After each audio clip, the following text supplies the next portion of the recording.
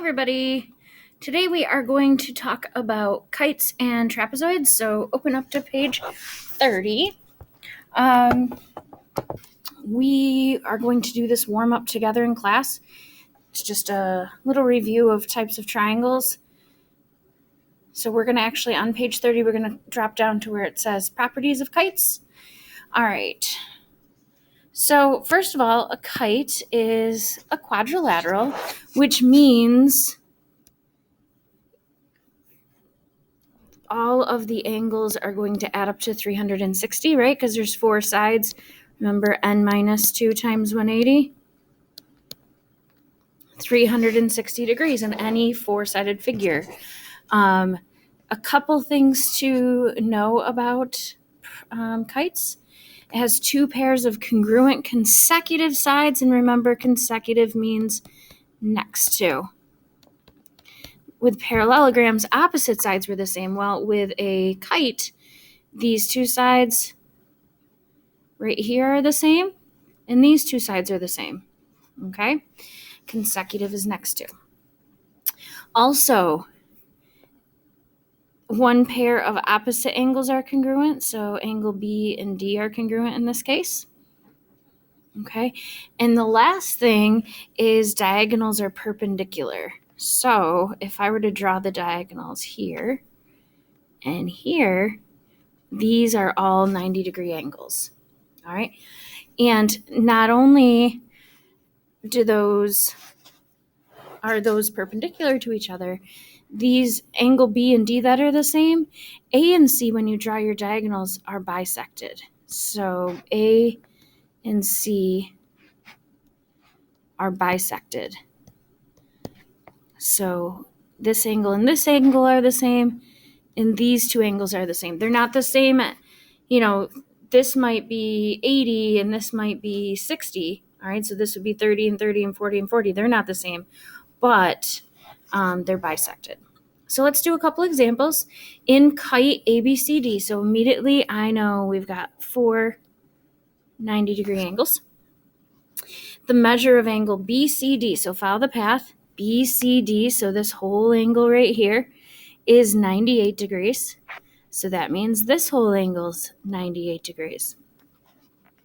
All right, the measure of ADE, so ADE, so this angle right here, this angle right here is 47 degrees. And so that means that this is 47 degrees. Okay, so that's the first thing. So it's basically everything on this half is the same as this half. Now, since those are both 47, if I add those up, these are going to add up to 94 degrees altogether. So let's see what we have to figure out. We have to figure out DAE, and then we have to figure out BCD over here. BCE, excuse me, and then ABC. Well, why don't we figure out ABC first? So let's look at this whole thing, this whole kite as a whole. So we have 98, 94, and 98. So if I want to figure out what BCD is over there, or ABC, excuse me, if I want to figure out this whole angle over here, we know that they all add up to 360. So if I take 360 and subtract 98, 94, and 98, we add those up. I'll save you the time. Let me take a look here. Maybe.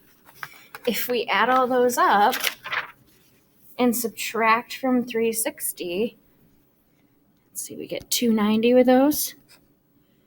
And now if we subtract from 360, we get 70. So this whole angle right here is 70 degrees, which means that this is 35 and this is 35, because remember, opposite angles are the same, so these are both 98, and the other pair of angles are bisected. So the measure of angle ABC, the whole thing is 70 degrees. BCE,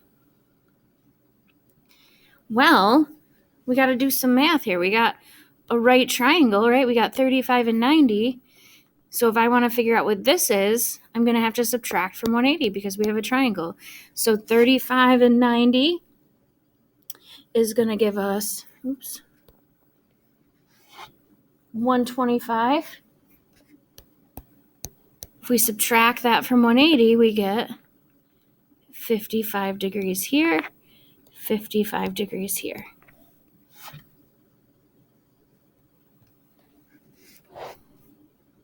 And that was angle BCE.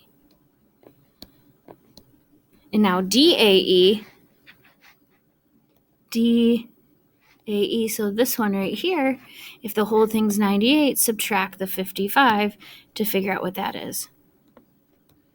So that's 43 degrees, and that's 43 degrees. Okay, so perpendicular opposite angles are the same. The other pair of opposite angles are bisected. All right, with a trapezoid, all right, a quadrilateral with one pair of parallel sides, all right? So your two bases are your parallel sides, and it's not just the top and bottom. It could be these two sides, okay? Each non-parallel side is called a leg, so these are both legs. Base angles are two consecutive angles whose common side is a base. Each parallel side is called a base. All right, we already said that. One thing I do want to point out, because these are parallel, this is considered a transversal. So consecutive angles next to each other on the opposite base add up to 180. Sorry, I know that's kind of sloppy. So for example, if this is 80, this would be 100. Okay? All right, if it's isosceles, just like an isosceles triangle, each pair of base angles are congruent. So these are the same, and these are the same. Not as each other, so I'll mark these a little different. Legs are congruent, just like in a triangle, and diagonals are congruent. So if I were to draw a diagonal from here to here and here to here, they're the same size. All right, so let's take a look. We have find the measure of angle F. Well, you can see it's isosceles, right? So if this is 49, so is this. And so if you want to find F, just do 180 minus 49. And we get 131 for angle F and angle G. All right, in this next one, again, I see that these are isosceles because those are the same. So it says JN, so from here to here is 10.6, and NL is 14.8. Okay, it says find KM, so it wants us to find the other diagonal. Well, in isosceles triangles, diagonals are congruent. So if we just take 10.6 plus 14.8 and add those together, KM is going to equal 28.4. So is JL. Diagonals are the same. Or 25.4, excuse me. Okay. Find the value of y so that it's isosceles. Again, base angles are the same if it's isosceles. So that means that they have to equal each other. Set up a little equation. 2y squared minus 25 equals y squared plus 24. Solve. So we'll subtract the y squared. Keep in mind, if I'm going too fast, you can always pause the video. That's the nice thing about the video notes.